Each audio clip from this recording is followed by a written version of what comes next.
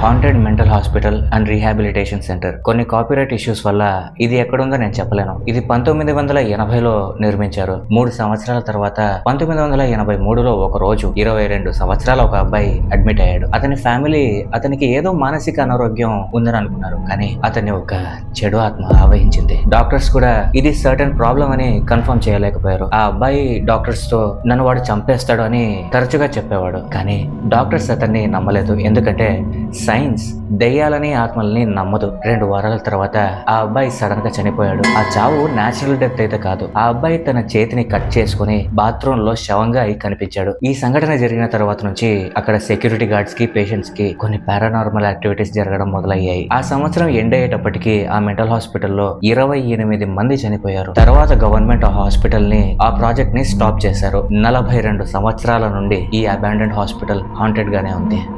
Subscribe.